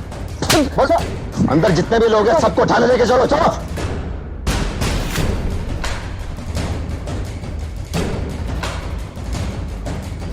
हमें जानी ना सर, हमें जानी ना। सर अंदर कुछ नहीं मिला। उस नीलू का मोबाइल ट्रैकिंग पे डालो और सभी जगहों पर पता करो जहां पे वो हो सकती है और साथ ही में उसके बैंक डिटेल्स भी निकालो। चल छोड़ दीजिए साहब। सर नीलू का कोई सुराग नहीं मिल रहा है। बख्शी कुछ कदम पीछे चल के देखते हैं, शायद हमें पता चले कि हम कहां रास्ता भटके थे। ये रजनीश भौमिक जिस वक्त जहां पर मारा गया था, क्या यह रोज उसी वक्त वहां से गुजरा करता था या फिर उस दिन किसी खास वजह से वहां से गुजर रहा था? सर पार्टी ऑफिस से पता चल सकता है, तो पता करो। नहीं सर, रजनीश दादा ने कभी कोई सेक्रेटरी नहीं रखा। इतने बिजी होने के बाद भी अपने कॉल्स खुद उठाया करते थे। किससे कब मिलना है ये भी अपॉइंटमेंट वो खुद दिया करते थे, इसलिए पता नहीं चलता था कब किससे वो मिलने वाले हैं। लेकिन जिस रात उनकी हत्या हुई वो बता रहे थे कि अपने बड़े भाई से मिलने वाले हैं और इसके बाद वो ऑफिस से निकल गए। जैसे ही ऑफिस से वो निकल रहे थे मित्रा जी का कॉल आया। ये मित्रा दी कौन है? मित्रा जी उनके बचपन की दोस्त हैं, स्कूल से, और पड़ोसी भी हैं। उनका कॉल कट के ये बता रहे थे कि मित्रा जी से मिलने के बाद वो अपने बड़े भाई से मिलेंगे। तो उस रात रजनीश अपने भाई से मिलने निकले थे। बड़ी अजीब सी बात है कि इस भाई का जिक्र हमारी अब तक की जांच में कहीं भी नहीं है और ना ही इस मित्रा का। सर रजनीश जी का उनके भाई के साथ कोई खास करीबी रिश्ता नहीं था। ऐसा क्यों? सर उनके भाई सूरजो भौमिक ऑपोजिशन पार्टी के मेंबर हैं। तब तो हमें सूरजो भौमिक से बात करनी चाहिए और इस मित्रा से भी। क्या एड्रेस बताया था मित्रा का? शरद घोष रोड सर। ये तो उसी जगह के पास है ना जहां पर कत्ल हुआ था? जी हाँ सर, 10 मिनट की दूरी पर है। अगर रजनीश ने मित्रा से मिलने का प्लान अचानक बनाया था तो कातिलों को कैसे पता चला कि ये उसी वक्त पर वहां पहुंचने वाला है? सर ऐसा भी तो हो सकता है कि कातिल को पहले से ही पता था, कातिल का कोई आदमी पहले से ही पीछा कर रहा हो। या फिर हो सकता है ये उनमें से किसी का प्लान हो कि उसी वक्त रजनीश को वहां बुलाया जाए। मित्रा से बात करो सर। और बख्शी तुम सूरजो से जाकर मिलो। देखिए आपके लिए मेरे पास 10 मिनट है, जो पूछना है पूछिए। बहुत दिन हो गए आपने कभी ये जानने की कोशिश नहीं की आपके भाई की हत्या की जांच कैसे चल रही है? मैं न्यूज़ चैनल देखता हूँ ऑफिसर। आपको लग रहा होगा कि मुझे मेरी सगे भाई की फिक्र नहीं है, पर ऐसा नहीं है। हमारा रिश्ता ही कुछ ऐसा था। जब हम एक साथ खाना खाते थे घर में तो परिवार की बातें नहीं करते थे, हम पॉलिटिक्स इकोनॉमिक्स डिस्कस करते थे। पब्लिक के सामने हम गले नहीं मिलते थे। इसका मतलब ये नहीं है कि हम दोनों में प्यार नहीं था।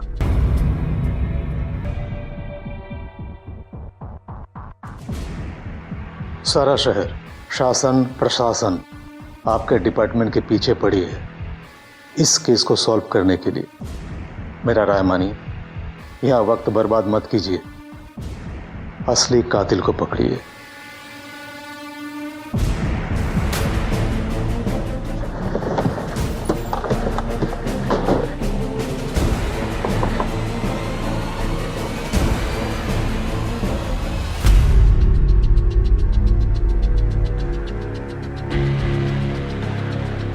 आंखें सूजी हुई है आपकी?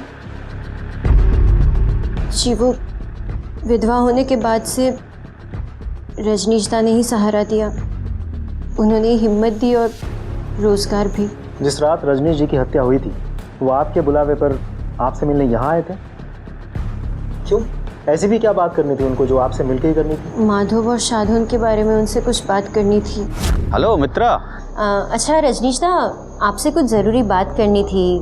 क्या आप आज थोड़ी देर के लिए घर आ सकते हैं? आ तो सकता हूँ मगर देर हो जाएगी। आप आ जाइए, मैं आपका इंतज़ार करूँगी। ठीक है। माधव और शाधुन को दिहाड़ी मजदूरी के ठेकेदारी का काम रजनीश दा ने ही दिलवाया था, पर लालच के चक्कर में उन्होंने मजदूरों को तनख्वाह ही नहीं दी। जब रजनीश दा को पता चला तो वो उन दोनों से बहुत नाराज़ हुए, तो उन्हें रजनीश दा से माफ़ी दिलवाने के लिए ही मैंने उन्हें यहाँ बुलवाया था। मतलब ये माधव और शाधुन इन दोनों को पता था कि रजनीश जी आने वाले हैं? माँ कसम कहे साहब, माँ काली देवी, हमें नहीं पता था कि रजनीता मित्रा जी से मिलने वाले। वो हमारे भगवान थे, हमारे मसीहा। हम लोग उनको क्यों मारना चाहेंगे साहब?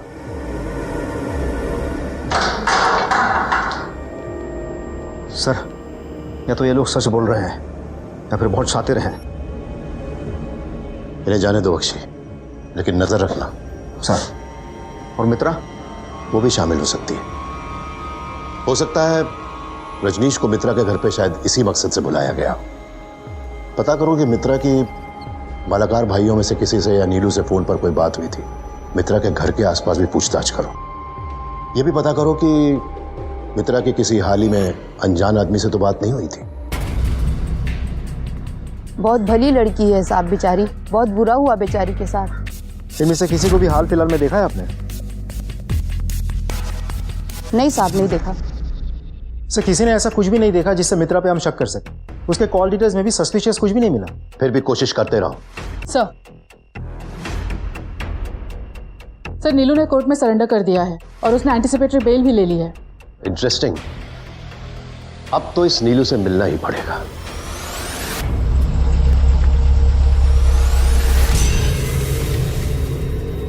मालाकार भाइयों का कहना है कि रजनीश भौमिक की हत्या के पीछे आपका हाथ है। इस हत्या में मेरा कोई लेना देना नहीं है। तो फिर ऐसे भाग क्यों गई थी आप? क्या है ना सर, खबर मिल गया था। उन दो गधों ने अपनी जान बचाने के लिए मेरा नाम ले लिया था और बगैर एंटीसिपेटरी बेल और वकील के मैं पुलिस के सामने आना नहीं चाहती थी। लेकिन एंटीसिपेटरी बेल मिलने का ये मतलब नहीं है कि आप शक के दायरे से बाहर हैं। आपके पास अभी कत्ल करने का मकसद है। आपको उन्होंने तबेला खाली करने का नोटिस दिया था ना? हाँ जी, बिल्कुल दिया था। इसी पे स्टे ऑर्डर लेने के प्रयास कर रहे थे हम। और अगर हमें उन्हें मारना ही होता तो हम स्टे ऑर्डर लेने की कोशिश क्यों करते? सर, हम बेल के पेपर साथ लाए।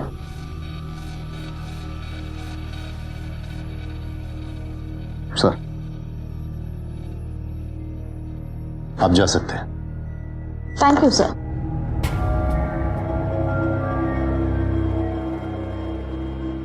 नजर रखो इस पे। वो देखो, नीलू दी आ गई। अरे कैमरा ऑन करो। चलो Neelu di. Hello ma'am. Ma'am क्या आप हमें बता सकती है कि आप पुलिस स्टेशन क्या करने आई थी? पुलिस की मदद करने आई थी। किस तरह की मदद? रजनीश भौमिक हत्याकांड में। मैं शहर की एक इज्जतदार नागरिक ही नहीं, मैं एक काउंसिलर हूँ और जिस तरह से बिना सबूत के मेरे नाम को इस मामले के साथ घसीटने की कोशिश करी है, मैं तो पुलिस डिपार्टमेंट के ऊपर मानहानि दावा करूंगी। Thank you. राजधानी में हम लोगों को लेकर बहुत बड़े बड़े सवाल उठाए जा रहे हैं। मुझ पर तो दबाव भी डाला गया है। तुम्हें सस्पेंड करें। हमें लोगों को विश्वास दिलाना पड़ेगा कि हम अब भी सक्षम हैं। तो आप क्या सजेस्ट करते हैं सर? मोबाइल कंपनीज की रिपोर्ट्स आ गई। हत्या की जगह पर उस समय कितने फोन एक्टिव थे? सर, रिपोर्ट्स तो आ गई हैं और उन्हें स्कैन करने में 2 दिन और लग जाएंगे। इतना समय नहीं है हमारे पास। दिन रात एक कर दो, कोई ना कोई सुराग जरूर निकाल। Go for it. Okay sir.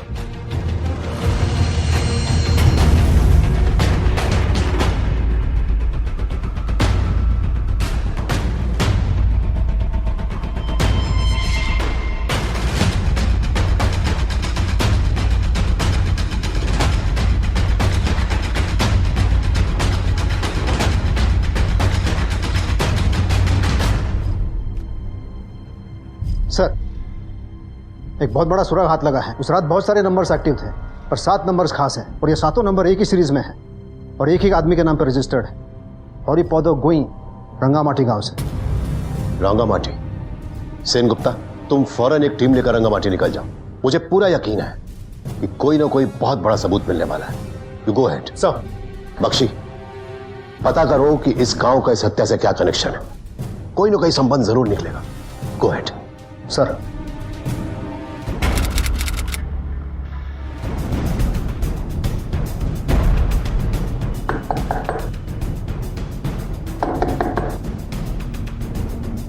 Ji, Haripad going वो तो 6 साल पहले गुजर गए। हेलो सर, ये हरिपद गोइन तो 6 साल पहले ही गुजर गए। व्हाट? मुझे लगा ही था। नकली आईडी, 7 नकली नंबर। इस मर्डर के पीछे बहुत लंबी चौड़ी प्लानिंग है। तुम वहीं रुको सेन गुप्ता, मुझे पूरा यकीन है और भी बहुत सारे सबूत मिलेंगे। Okay sir. सर, आपका अंदाजा बिल्कुल सही था सर। रंगामाटी का इस केस के साथ बहुत बड़ा संबंध है। रजनीश भौमिक रंगामाटी से थे। ओके।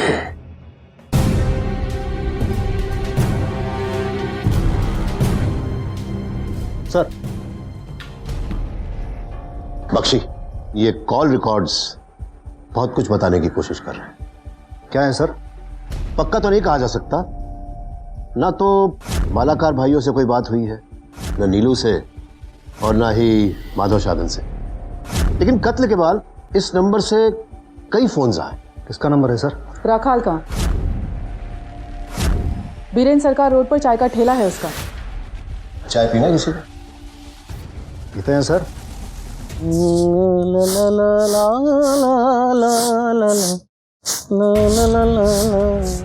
चाय देना है बाबू। वो सुन। ए बुधिया, ए आधा टन नहीं है तो।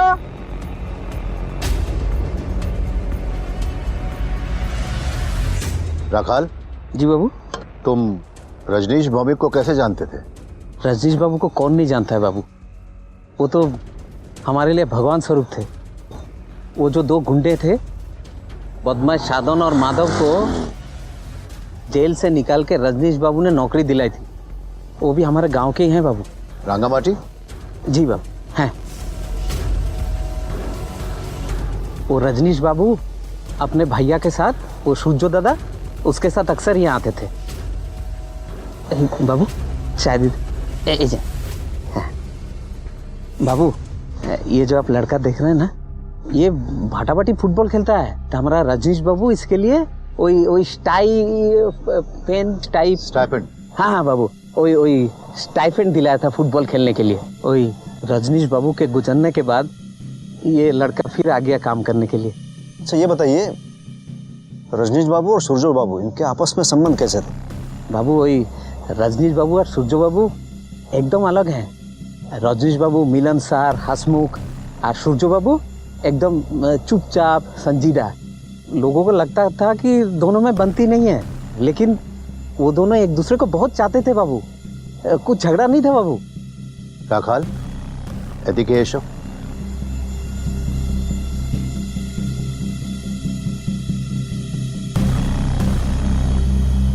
राखाल, तुमने सूर्यो भौमिक को फोन लगाया था 3 बार, किस लिए? बाबू ये पहली बार रजनीश बाबू के अंतिम संस्कार के बारे में पूछने के लिए, और दूसरी बार बुधिया के लिए कॉल किया था। वो सूर्यो बाबू बोला था इसको मदद करेगा, तो हम फोन लगाया, लेकिन वो व्यस्त थे, शायद उठाया नहीं। तुम्हारी जानकारी में हाल ही में किसी से दुश्मनी हुई थी रजनीश जी की? बाबू, रजनीश बाबू एक संत आदमी थे। न्याय के लिए ना जाने कितने लोगों के साथ उन्होंने दुश्मनी मोल ली। बुधिया, इधर आ बेटा।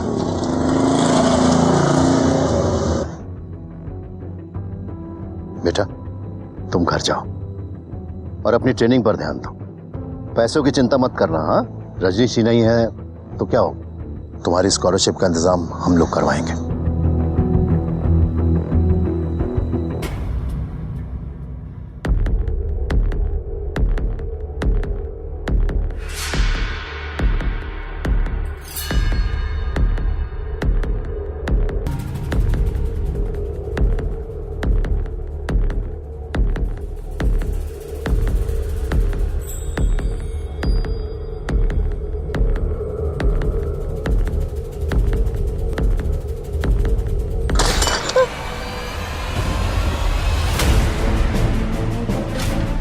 क्या हो रहा है यहाँ?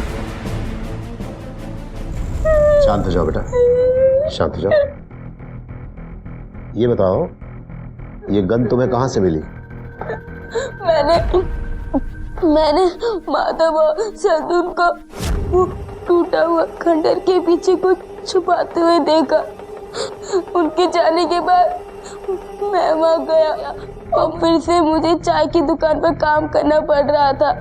पर कल आप लोगों की बात सुनने के बाद मुझे सब समझ में आ गया कि ये बंदूक कहाँ इस्तेमाल करी है।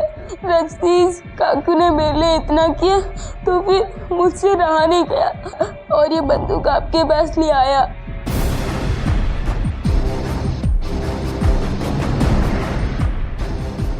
पक्षी, सोना मिल गया।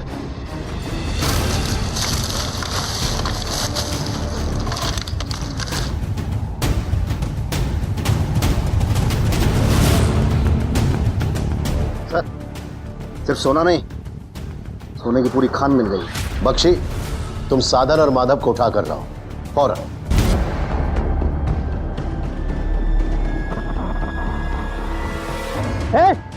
पकड़ो उसे। चल चल।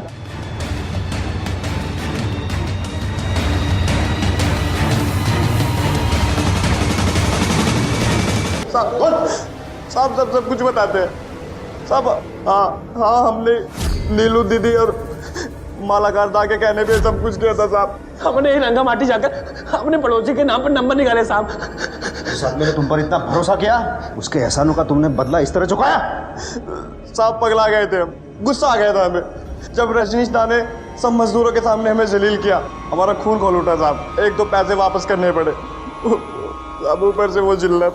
हमने मित्ता दी से बात की थी, हम जानते थे कि रजनीश दा मित्ता दी की बात कभी नहीं टालेंगे। और फिर जैसे पता चला कि वो रजनीश दत्ता जी से मिलने देर रात आने वाले, तो हमने सारे शूटर्स को खबर कर दी। और इससे अच्छा हमें नहीं मौका मिलने वाला था साहब।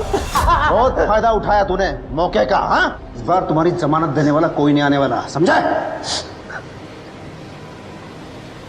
सेन गुप्ता, मालाकार भाई और नीलू दोनों शामिल थे इसमें। अरे साहब, लेकिन मैं साहब, अरे क्या किया क्या? तुम लोगों का बस का नहीं है, इस काम का जिम्मा भी मैं ही लूंगी। मेरे आदमी मारेंगे उसे और तुम दोनों भाई बीच में नहीं आओगे, समझे? और नीलू को हम मना नहीं कर सकते थे साहब, क्योंकि नीलू के हम पर पहले ही बड़े एहसान थे। पर इसलिए हमने नीलू के कहने पर रजनीश को मारने का प्लान बनाया। फिर उसकी हत्या के लिए हमने ही शूटर का इंतजाम किया और उनमें से 3 हमारे ही भाई थे। हमें मालूम था रजनीश का मर्डर का शक हम पे जाएगा, इसलिए बिना इंतजाम के हम घर से भाग गए साहब, ताकि हम पकड़े जाने पर आपको यकीन दिला सके। लेकिन साधन और माधव ने सारा भाड़ा फोड़ दिया। इस समाज में जब तक मालाकार भाई और नीलू जैसे असामाजिक तत्व रहेंगे, तब तक रजनीश भौमिक जैसे समाज सुधारक और धर्म योद्धा आते रहेंगे, जो निस्वार्थ भाव से न्याय और इंसानियत के लिए लड़ते रहेंगे। नीलू मुखर्जी अब भी पुलिस की गिरफ्त से बाहर है और उसे ढूंढने की पुलिस की मुहिम लगातार जारी है। ये एक बहुत बड़ी विडंबना है कि जिन 2 नौजवानों को जेल से निकालकर रजनीश भौमिक ने एक नई जिंदगी दी, उन्होंने ही रजनीश भौमिक का सीना गोलियों से छलनी कर दिया। लेकिन इसका यह मतलब हरगिज नहीं है कि एहसान फरामोशी के डर से हम इंसान पर विश्वास करना छोड़ते हैं, क्योंकि विश्वास ही इंसानियत की नींव है और यही विश्वास हमें न्याय के लिए और अपराध के खिलाफ लड़ने की ताकत देता है। इसी विचार के साथ अब मैं अनूप सोनी आपसे विदा लेता हूं। फिर मुलाकात होगी अगले एपिसोड में एक और चौंका देने वाले केस के साथ। तब तक अपना और अपने परिवार का ख्याल रखें और देखते रहें क्राइम पेट्रोल डायल 100। सबक एक को, सीख हम सबको। जय हिंद। इस तरह के और भी एपिसोड देखने के लिए हमारे चैनल को सब्सक्राइब करें और बेल आइकन दबाना ना भूलें।